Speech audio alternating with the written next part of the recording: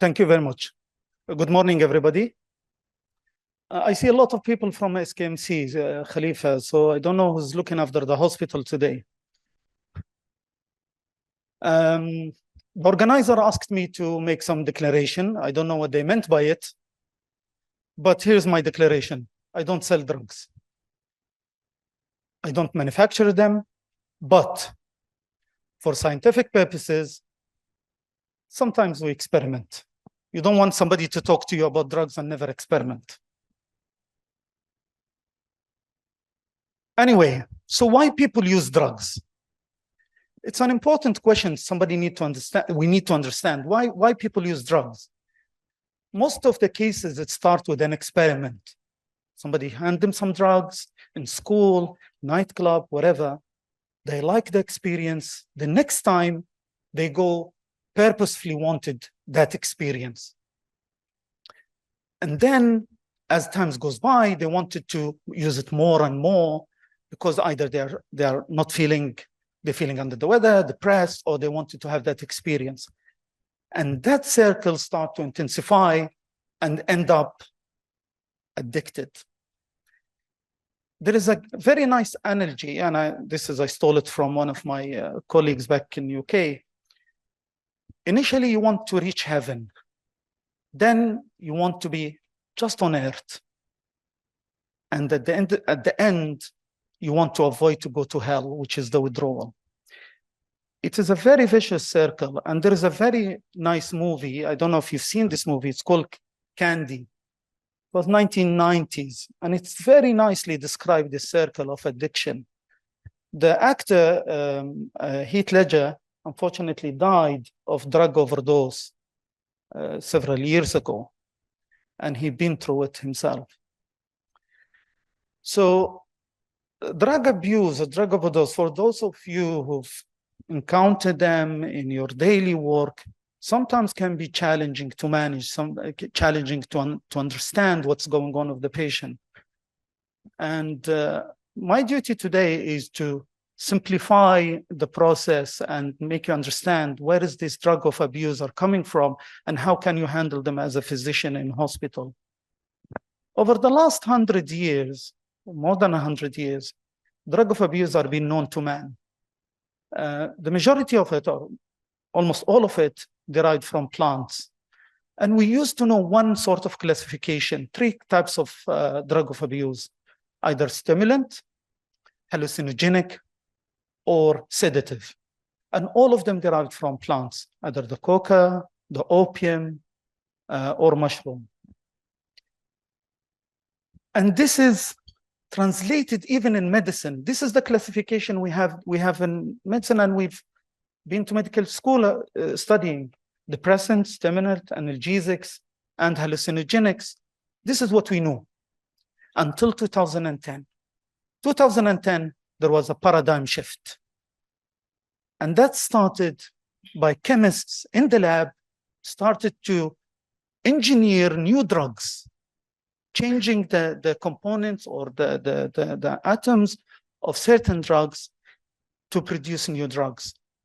And that pattern intensified over the 2010s to the point where the European Center of Drug Monitoring estimated that every week new drugs hit the market. And that put physicians and scientists in a problem. So how you classify these drugs? What are they? As the times went by, we started to have a new classification. We'll talk about it in a minute. But why this shift that we start to see? Why this medication or these drugs, sorry, it's not medication, these drugs start to come to the market? For a simple reason. Number one, they are cheap. You can manufacture them in a room, in a garage. Easy to make. The cost is pennies. You don't wait for the herbs to grow or whatever, or the hashish to grow, and then you process it, whatever. And number 3, it's avoid detection in the urine and in the blood. But most importantly, it avoid legal statutes. For example, in UK, back in the 2000s, They ban a drug based on the exact structure of the drug. So if you look at the amphetamine, if you look at the amphetamine there, that's the structure which banned. So if you have amphetamine, you go to jail. So what this chemist did, changed a little bit of the structure, added an oxygen atom. I don't want to say Hamadi. Why do I need to say Hamad? Where is he? Well, it's a trick, huh? So you change the amphetamine, you add an oxygen atom to it, give you methadone. Methadone is not illegal. It is legal. And you can sell it in shops, you can sell it online. And it gives you a better effect than amphetamine. So these sort of novel drugs, we call them novel psychoactive substances, they have a problem. Neither the seller knows what they're selling, nor the buyer know what they are buying. A lot of adulteration in it. And they mix and match. Whatever they have a stock, they add to it. Give this, give that. So this is an organization in UK, in Wales. It's called Widinos. It's an independent. If you buy a drug, you send it to them. They give you an address, an envelope, anonymous. They test the drug, and they give you a reference number. You go to a website and tells you what is in that drug. I've done a search for you guys, and I've got the recent tablets or the recent substance that they've received. Out of 10, 70% did not have the active substances the buyer intended to buy. And that's dangerous. Some people try to get something to get stimulant, instead got something to get them to sleep, and vice versa. And this is really dangerous. And some have more than one active component. So here where we are now, this is compared to 2010, where you have 3, 4 categories. Now you have 7, 8, 9 categories. And everyone intended to do something. Now, if I just ask, from the experience of the room, what is the most common drug of abuse that you encounter in your daily work? Amphetamine? Okay, we'll stick with the drug of abuse that's codeine is prescribed medication to it, non-prescribed. Amphetamines? Okay. And this is generally accurate for the Middle East. The pattern is completely different in Europe and in America, where they use more of depressants, sedatives, psychedelic, empathogenics. Here, we like to be stimulant. We like to wake up. We like to be fighting all the time. And this is very, very relevant, and it's very important. Captagon is not known in Europe and America, but it's very prevalent in the Middle East for years and years and years. So I'm going to concentrate on a few of them because it's relevant to you, but I'm just going to give you a little bit of hint for every category, so you know what we're talking about. So when we're talking about hallucinogenic, we're talking about 2 categories: psychedelics and the dissociatives. Psychedelics, those are the ones who give you heightened sense, give you a mystical experience. I'm not trying to make you going to buy it, but in a way, they're really nice. Anyway, the dissociative that give you out-of-body experience, that's the ketamine, the euphoria. Both of them can be injected, swallowed. The dissociatives can be snorted or inhaled. Now, as we told you earlier, there are the traditionals and there are the novels. For both of them, I'm not going to go to the details. The short-term effect of the side effects of them, the hallucination make them believe they are something they are not. They can fly, they jump from a building, they can stop the car by hand, they go to the motorway and they get hit. I had a patient when I was in Manchester, it's not my patient, in another hospital, committed what they call in Japanese, when they slash their abdomen, the samurai, it has a word, what's called well, I will take your word for it. In the middle of the word, he broke a glass and he slashed his abdomen. And we have a lot of these cases. Because of the psychedelic can have some stimulant effect, they can cause cardiovascular toxicity, CNS toxicity, etc. All of these drugs has a short and long-term effect. The depressants are where most of the physicians or all physicians are familiar with. But the paradigm has shifted over the last few years. We are seeing new types of opioids. You've heard in the pandemics in America of the opioids pandemic. But before I go to that, does anybody tell me what's the difference between opioids and opiates? Opioids and opiates. You're not allowed. You're sitting in the front. You're not allowed. Students in the front. Go ahead. And this is really important. Opiates derived from plants. Opioids are synthetics. And this is really important and relevant for you. I'm going to show you why later on. Anyway, so opioids, we know what they do, the depressants, all of that, pains, killers, they make you feel pain-free and invisible. So what's the triad of opioids overdose? Anybody? You've been... Okay, so pinpoint pupils, loss of consciousness or reduced consciousness, respiratory depression, صح? غلط. Only 30%, the other way around, 30% of patients have normal pupils. 30%. So, pinpoint, and this is now, sorry? Now even the guidelines have started to change. You're not necessarily have small pupils. Now we go to the benzodiazepines, which we know, the diazepam, etc. They give you the drowsiness, the dizziness, the incoordination, etc. Pupils are not a hallmark, and the respiratory depression is not as marked as that of the opioids. Okay? Withdrawal is really a problem of these drugs. Okay? It's a physiological withdrawal. The others, the stimulants, the amphetamine, the psychedelics, the dissociatives, psychological dependence. It's not physiological and completely different. We come to the stimulants, we come to the region, we come to the amphetamine and methamphetamine. As you said, flight or fight response, it gives you the well-being, feeling invisible, you can hit anybody, you can talk for hours like I'm doing now. So a lot of things that make you big and can handle any situation. Stimulants, you can do anything with them. You can eat, you can inject, you can do a lot of things. You can put them as a gel. They get absorbed very, very easily.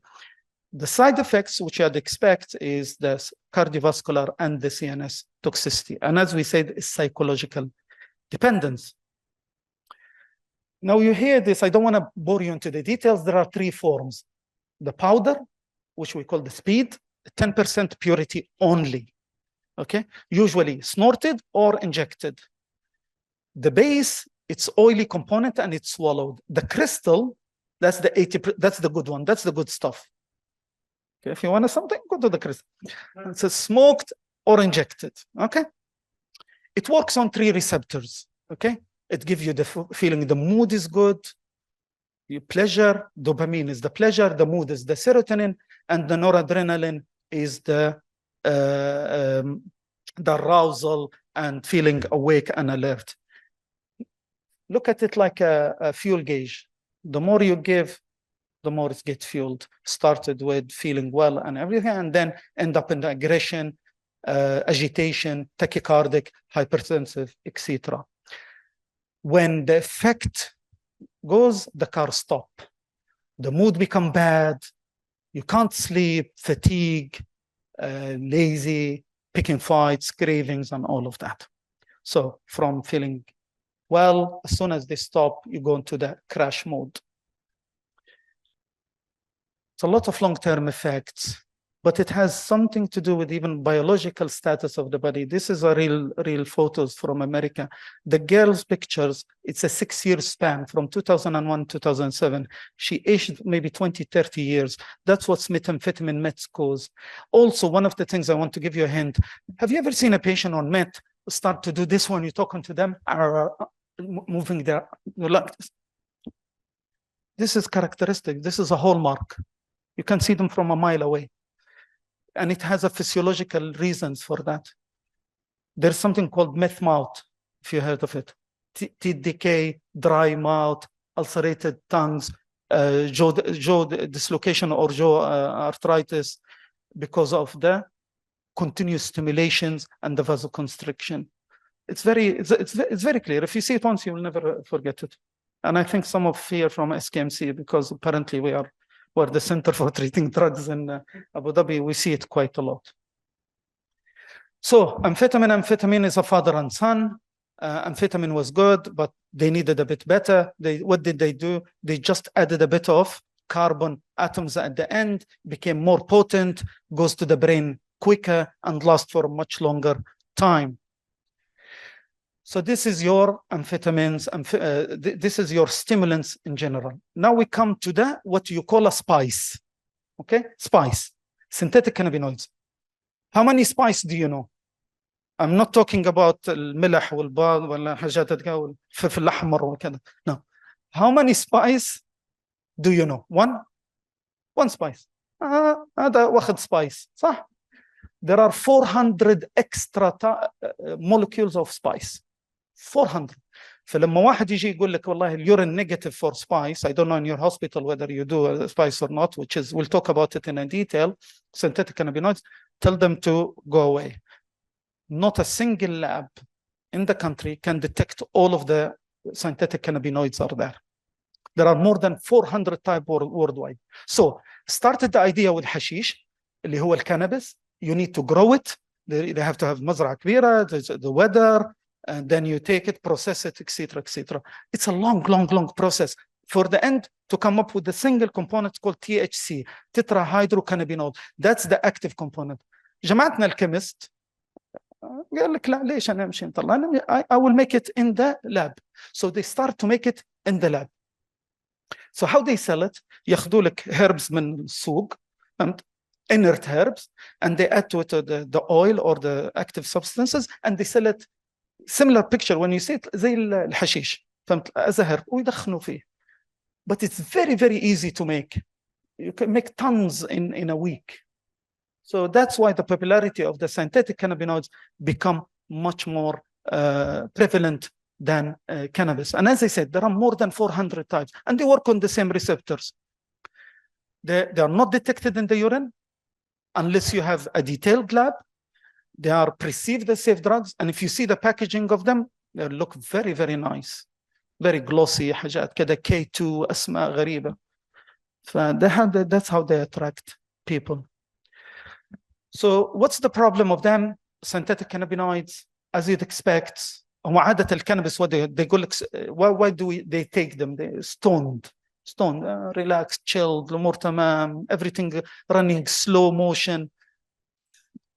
But as a result, because of the activation of the cannabinoid receptors, the side effects to your hallucination, psychosis, it has some stimulant effects, so you'll get the tachycardia, the hypertension, etc. The dependence is psychological. So now we talked about them. When we talk, there are, if you count, there are more than 10, 20, 30,000 substance of drug of abuse worldwide. In the Middle East, we have few, but still they come on a regular basis. So for you as a physician sitting in a hospital, get called by the AD, which I know you all love them, that call, you know, I have an agitated patient, ya Allah. What do you do? So how do you can handle this? Do you need to know what is the patient taking? Do you have to know? And even if he told you, is he telling you what exactly he's taken? ولا واحد عارف. So I assure you, don't worry. You don't need to know what they've taken. It's the least of importance. Sorry. It's the least of your importance. It's the least of your worry. Now you know from the general picture that we described, just looking at the patient, you say what's likely taken, either stimulant, hallucinogenic, depressant, or synthetic cannabinoids. And then the next important step is the supportive care. There is no antidote except for the opioid. Okay? Apart from that, there is no antidote. So just supportive care the patient. And as you do A, B, C, D, there are 4 or 5 things I want you to concentrate on when you see these patients? Number one, fits. As we said, a lot of them have fits, and we'll talk about the management in a minute. The hypoglycemia, because of the body work too fast, so they consume the glucose. Electrolyte disturbances, because of the contraction and the agitation, their CK will go up, and usually go up in the next day. So be careful of that. And then the fever. Now the fever is a problem, and the problem for you. And I've seen it so many times. Patient comes agitated, took drugs, developed a fever. هذا صار له aspiration. خلنا نعطوه شوية انتبيوتات، دلع أكرمه زي ما يقول دكتور هيثم، اكرمه بشوية تازوسن، تمشي أموره طيب. This is the first word he told me when I came to this country. Always دلع مرضاك بتازوسن.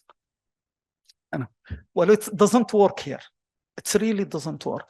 Fever here, it's because of the body, the muscle contraction, and the muscle working very, very, very hard. Fever, what killed these patients, it gets them into a DIC. I've seen people, horror stories because of complication of these drugs, mainly because of fever.